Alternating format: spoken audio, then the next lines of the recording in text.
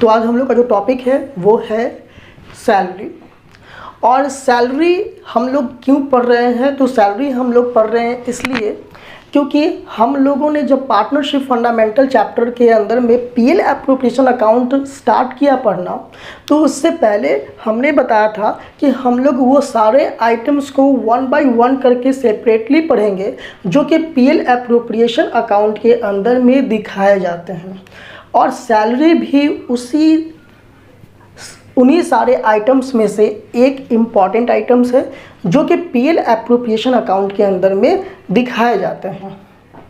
तो जब हम लोग सैलरी की बात करते हैं तो हो सकता है कि कुछ स्टूडेंट्स के मन में ये प्रश्न आए कि सर ये पार्टनरशिप बिजनेस है और पार्टनरशिप बिजनेस के अंदर में पार्टनर्स तो बिजनेस के ओनर होते हैं, तो उन्हें क्या ज़रूरत है सैलरी लेने की और वो सैलरी क्यों लेते हैं?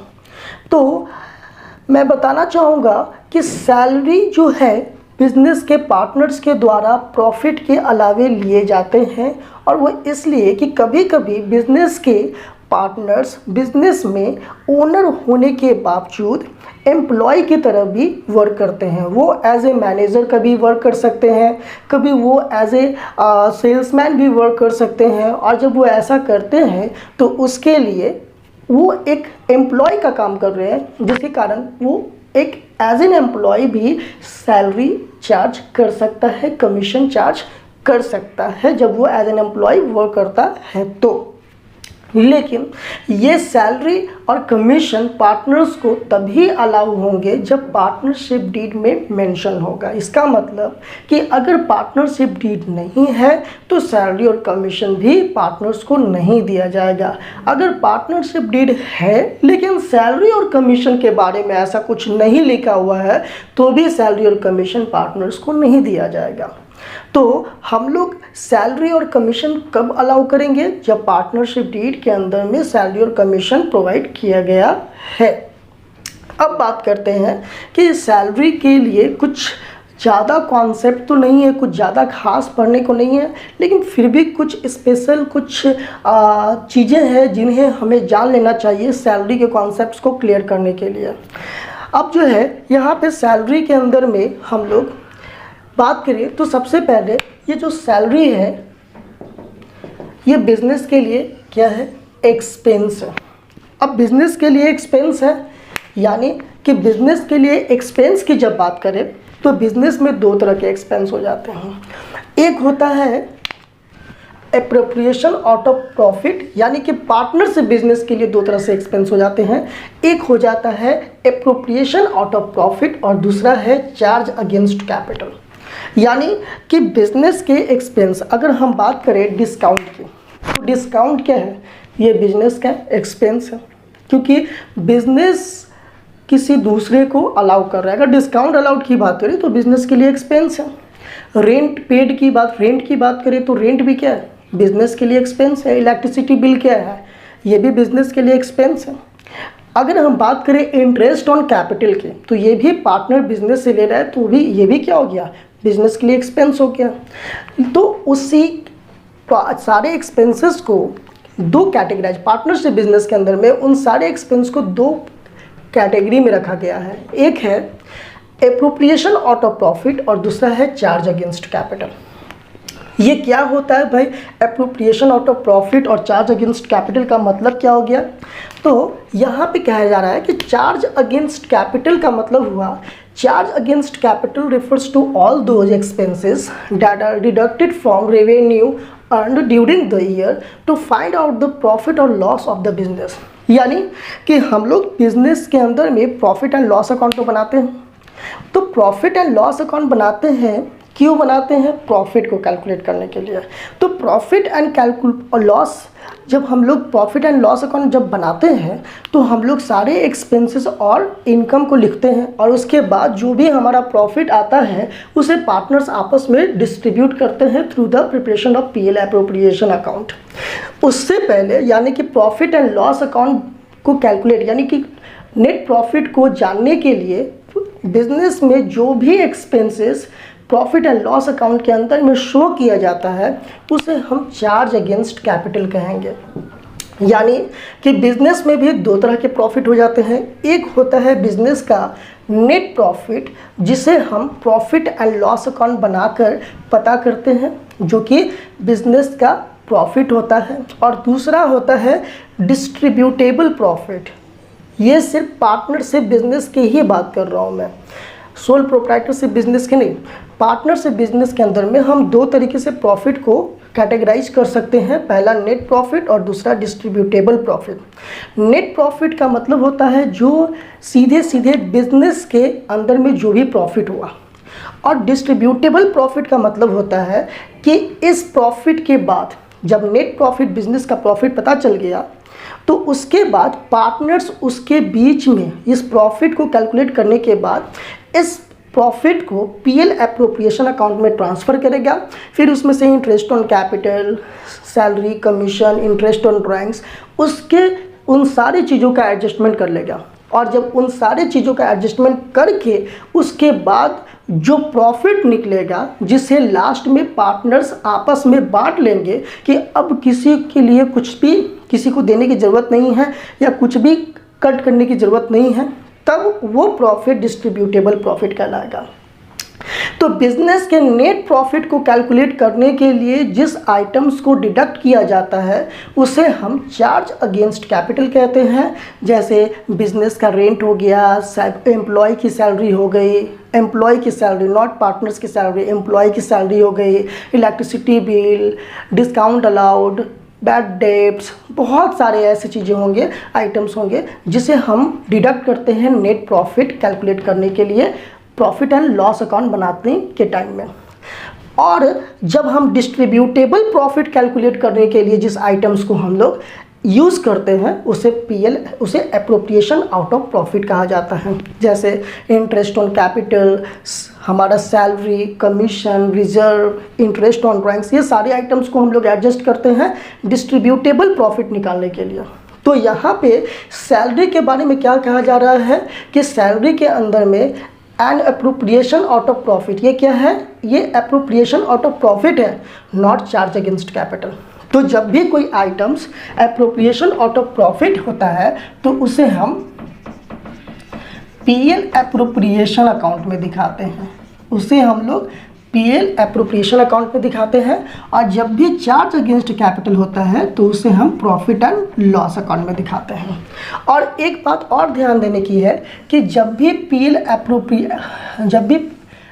कोई item appropriation out of profit होता है तो उसे हम सिर्फ प्रॉफिट के कंडीशन में ही देते हैं, यानी कि in case of profit only, in case of profit, जब प्रॉफिट होगा तभी अलाउ किया जाता है। और जब जो भी आइटम्स चार्ज अगेंस्ट कैपिटल होते हैं तो वो चाहे बिजनेस को प्रॉफिट हो या फिर लॉस हो, वो प्रॉफिट और लॉस ऑल्सो दोनों ही कंडीशन में चार्ज करना पड़ता है, दोनों कंडीशन में दिखाया जाता है। तो यहाँ पे सैलरी और कमीशन क्या हो गया? तो सैलरी और कमीशन चार्ज अगेंस्ट कैपिटल हो गए या फिर एप्रोप्रिएशन आउट ऑफ प्रॉफिट हो गया।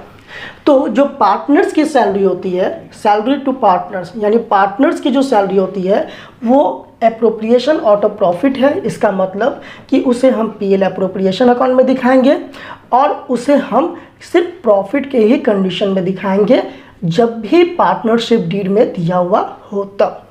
जब एम्प्लॉय की सैलरी की बात करें तो वो चार्ज अगेंस्ट कैपिटल होगा, उसे हम प्रॉफिट एंड लॉस अकाउंट में दिखाएंगे और चाहे बिजनेस को प्रॉफिट हो या फिर लॉस हो, दोनों ही कंडीशन में दिखाएंगे। तो इतना सैलरी और कमीशन के लिए काफ़ी था। अब है कैलकुलेशन की बात करें कि सैलरी और कमीशन को कैलकुलेट कैसे करते हैं। तो सैलरी और कमीशन को कैलकुलेट करने के लिए कोई स्पेसिफिक फार्मूला नहीं है। पार्टनरशिप फंडामेंटल चैप्टर के अंदर में हम लोग सिंपली दो तरीके से सैलरी के लिए आपको क्वेश्चन के अंदर में दिया जा सकता है। एक तो आपको पर मंथ करके दिया जाएगा और दूसरा होगा पर एनम। जैसे सपोज डैट कि लिखा हुआ है क्वेश्चन में कि x a partner will get 1000 per month as a salary. तो यहाँ पे 1000 per month as a salary लिखा हुआ है, तो जब भी पर मंथ लिखा हुआ होगा तो आप पीएल एप्रोप्रिएशन अकाउंट बनाते समय उसे उसके अकाउंटिंग ईयर में जितने भी मंथ के अकाउंटिंग ईयर है, जैसे 12 महीने के अकाउंटिंग ईयर यानी पूरा साल जो है अकाउंटिंग ईयर 12 महीने का है, तो उसे 12 से मल्टीप्लाई कर लेंगे। अगर मान लीजिए कि दूसरे तरीके से दिया जा सकता है कि X is entitled to get salary of ₹10,000 per annum, यानी कि उसे 10,000 रुपये पूरे साल का सैलरी मिलेगा। तो यहाँ पे कोई कैलकुलेशन करने की ज़रूरत नहीं है, इसे किसी भी चीज़ों से मल्टीप्लाई करने की ज़रूरत नहीं है, जितना भी दिया हुआ है पूरा का पूरा हम लोग शो कर देंगे। तो एनुअली दिया हुआ है, there is no need of calculation, any calculation. और जब पर मंथ दिया हुआ है then we will multiply with the number of month of the accounting year. Simple है। तो सैलरी के लिए कुछ नहीं, और सैलरी को कहाँ शो करेंगे, तो सैलरी को हम लोग डेबिट साइड में शो करेंगे पीएल एप्रोप्रिएशन अकाउंट के। अब है कि स्टूडेंट्स आप लोग सोच रहे होंगे कि सर आप हर आइटम्स के बाद जर्नल एंट्री क्यों नहीं बता रहे हैं।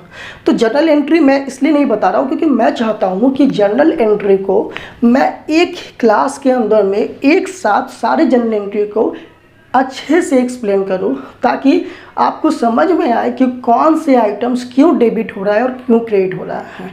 अगर आप हमारे वीडियोस को देखते रहेंगे तो आपको आगे वीडियोस मिलेंगे जिसमें हम लोग इससे रिलेटेड सैलरी और कमीशन आपका जो भी जर्नल एंट्री है, जर्नल एंट्री से रिलेटेड जो भी जर्नल एंट्री का जितने भी आइटम्स है उनसे जो भी जर्नल एंट्री हमारा है उसके लिए एक स्पेशल वीडियो तैयार किया जाएगा। और उसके साथ ही बोर्ड्स में किस तरह से जर्नल एंट्री बेस्ड क्वेश्चन आए हैं उसे भी बताया जाएगा। तो इसके लिए अब हम लोग इसके बाद कमीशन की बात करते हैं। तो अभी हम लोगों ने बात किया सैलरी के बारे में, और कमीशन भी ठीक सैलरी की तरह ही है। जब भी बिज़नेस के पार्टनर बिज़नेस में एज एन एम्प्लॉय किसी भी तरह का स्पेसिफिक वर्क करते हैं तो उसके बदले वो कमीशन चार्ज कर सकते हैं, बट ये भी तभी पॉसिबल होगा जब पार्टनरशिप डीड अलाउ करता है तब। इसके बारे में भी इंफॉर्मेशन दी गई है कि it is an appropriation out of profit not charge against capital. इसका मतलब क्या हुआ कि इसका यूज बिजनेस के नेट प्रॉफिट को कैलकुलेट करने के लिए नहीं किया जाएगा, बल्कि डिस्ट्रीब्यूटेबल प्रॉफिट के लिए को कैलकुलेट करने के लिए किया जाएगा। अब इसमें जो बातें आती है वो ये कि इसे कैलकुलेट कैसे करते हैं। तो मैंने बताया था कि कमीशन को कैलकुलेट करने के लिए दो मेथड हैं। कौन कौन से मेथड हैं? तो पहला है commission as percent of net profit before charging such commission.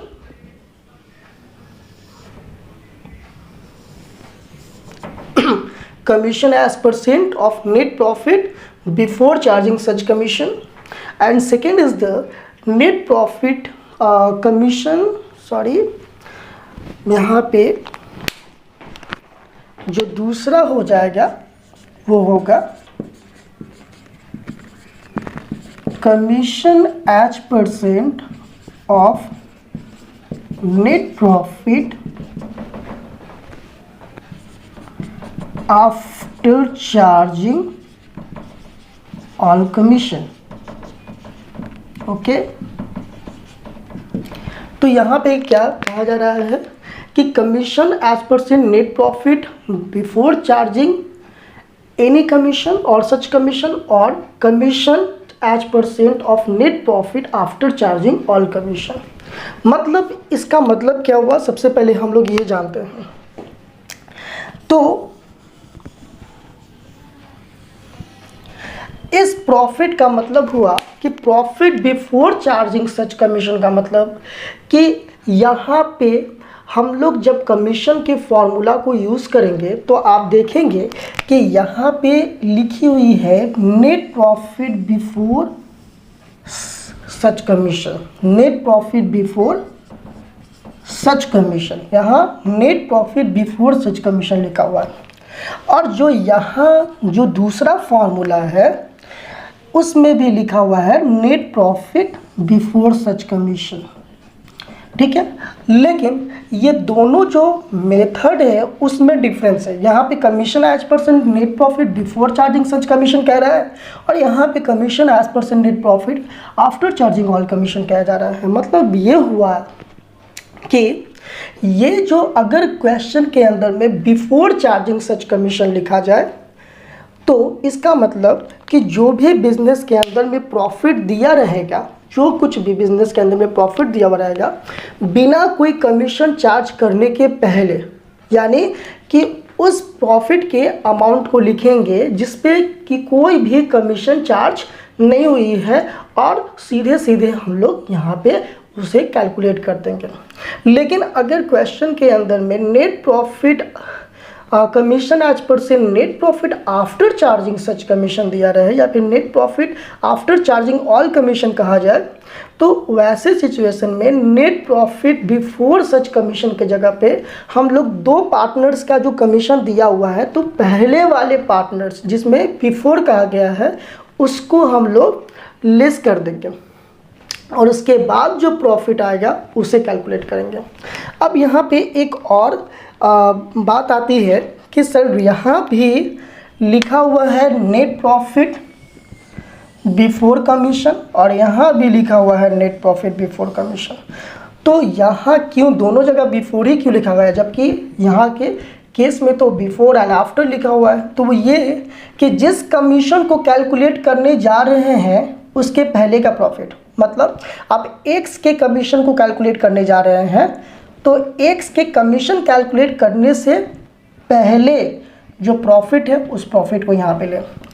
यहाँ पर आफ्टर चार्जिंग कहा गया है, तो net profit before such commission यहाँ भी लिखा हुआ है, क्योंकि अगर वाई का कैलकुलेट करने जा रहे हैं तो वाई से कैलकुलेट करने से पहले का जो प्रॉफिट है उस प्रॉफिट को ले। जैसे हम लोग एक एग्जाम्पल से समझते हैं इसको। X and Y are partners in a firm, ठीक है। सिर्फ पार्टनर्स में कमीशन की अभी बात करना है हम लोग, इसलिए कोई ज़्यादा इन्फॉर्मेशन नहीं दिया गया। सीधे partnership deed allowed to X get 10% commission before charging any commission and any commission, and to Y 10% commission after charging all commission. आप देख रहे हैं यहाँ पे क्या है, एक्स को बिफोर चार्जिंग और वाई को आफ्टर चार्जिंग अलाउ करने के लिए कहा गया। सपोज बिजनेस का जो प्रॉफिट है, profit for the year ended 31 मार्च जो भी है, सपोज 55,000 है ये। तो यहाँ पे क्या करेंगे, तो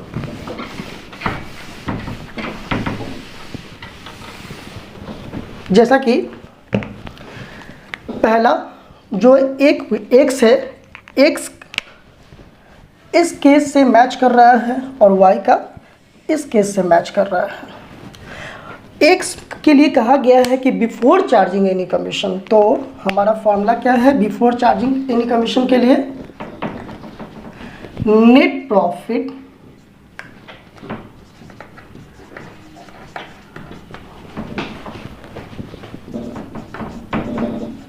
before charging any commission into rate by 100, ठीक है। अब जो है यहाँ पे क्या बोल रहा है, नेट प्रॉफिट कितना है बिजनेस में 55,000 बिफोर चार्जिंग एनी कमीशन। क्या 55,000 में से कुछ भी लेस किया जा रहा है, किसी का कमीशन लेस किया जा रहा है? नहीं किया जा रहा है। इसका मतलब ये क्या हो गया,